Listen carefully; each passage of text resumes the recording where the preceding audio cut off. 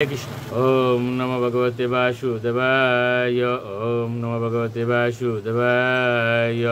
ওম নমো ভগবতে বাসুদেবায়।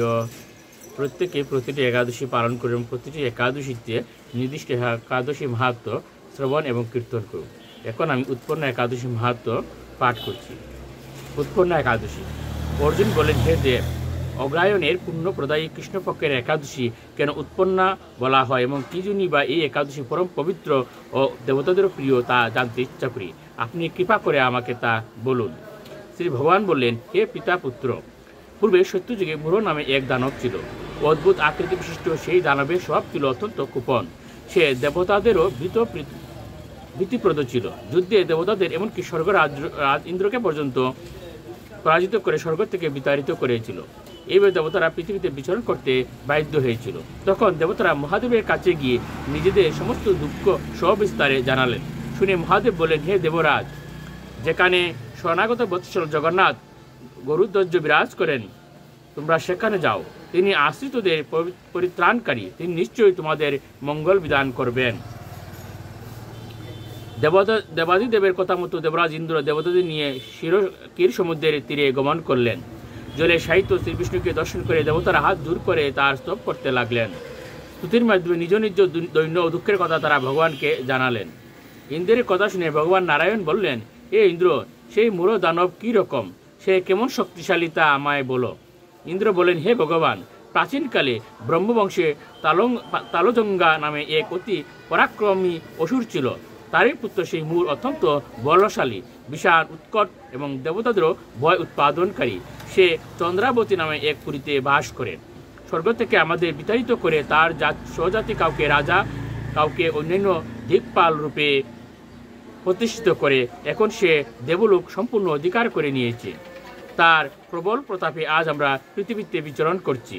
ইন্দ্রের কথা শুনে ভগবান দেবদূরীদের প্রতি অত্যন্ত ক্রোধান্বিত হলেন। তিনি দেবতাদের সঙ্গে চন্দ্রাবতী পুরীতে গেলেন। সেই দৈত্যরাজ শ্রী নারায়ণকে দর্শন করে পুণ্য গর্জন করতে লাগলো। দেবতা ও অসুরদের মধ্যে তুমুল যুদ্ধ শুরু হয়ে গেল।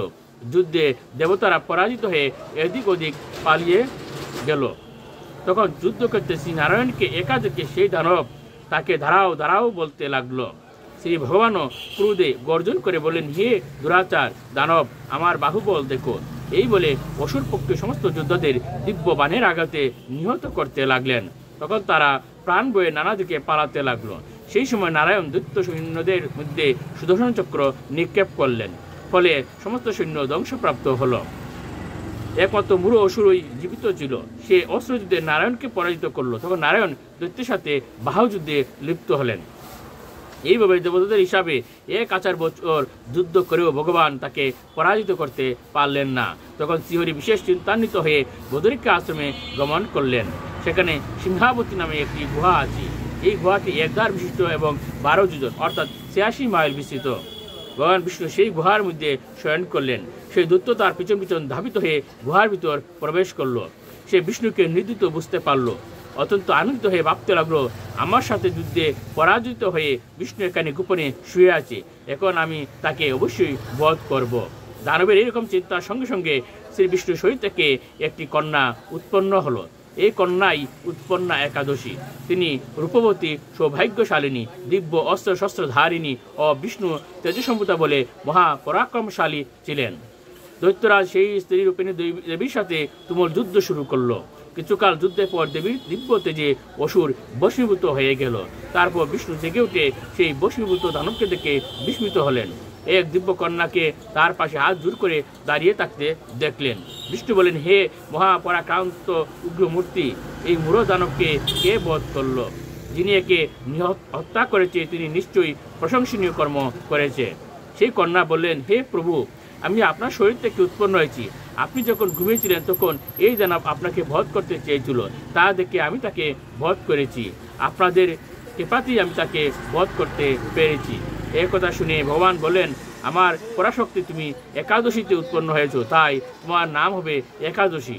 আমি এই ত্রিলোকে দেবতা ও ঋষিদের অনেক বর প্রদান করেছি। এ বদ্রে তুমিও তোমার মন মতো বর প্রার্থনা করো, আমি তোমাকে তা প্রদান করব। একাদশী বললেন, হে দেবেশ, ত্রিভুবনে সর্বত আপনার কৃপায় সর্ববিঘ্ন নাশিনী ও সর্বদায়িনী রূপে যেন আমার পূজ্য হতে পারি এবং এ বিধান করুন। আপনার প্রতি ভক্তিবশত যারা শ্রদ্ধা সহকারে আমার ব্রত উপবাস করবে তাদের সর্বসিদ্ধি লাভ হবে, এই বর প্রদান করুন। বিষ্ণু বললেন, এ কল্যাণ হোক, উৎপন্ন নামে প্রসিদ্ধ তোমার ব্রত পালনকারী সমস্ত ইচ্ছা পূর্ণ হবে। তুমি তাদের সকল মনোবাসনা পূর্ণ করবে, এতে কোনো সন্দেহ নেই। তোমাকে আমার শক্তি বলে মনে করি, তাই তোমার ব্রত পালনকারী সকলেই আমার পূজা করবে, এর ফলে তারা মুক্তি লাভ করবে। তুমি হরিপ্রিয়া নামে জগতে বিখ্যাত হবে। তুমি ব্রত পালনকারীর শত্রু বিনাশ, পরম গতি দান এবং সর্বসিদ্ধি প্রদান করতে সমর্থ হবে। ভগবান বিষ্ণু এইভাবে উৎপন্ন একাদশীকে বর দান করে অন্তর্হিত হলেন। সমস্ত ব্রতকারী দিবারাত্রি ভক্তিপরায়ণ হয়ে এই উৎপন্ন একাদশীর উৎপত্তির কথা শ্রবণ কীর্তন করলে শ্রীহরির আশীর্বাদ লাভে ধন্য হবেন। কে প্রতিটি একাদশী পালন করুন। প্রতিটি একাদশীতে নির্দিষ্ট একাদশী মাহাত্ম্য শ্রবণ এবং কীর্তন করুন। হরে কৃষ্ণ মহামন্ত্র জপ করুন এবং সুখে থাকুন। হরে কৃষ্ণ।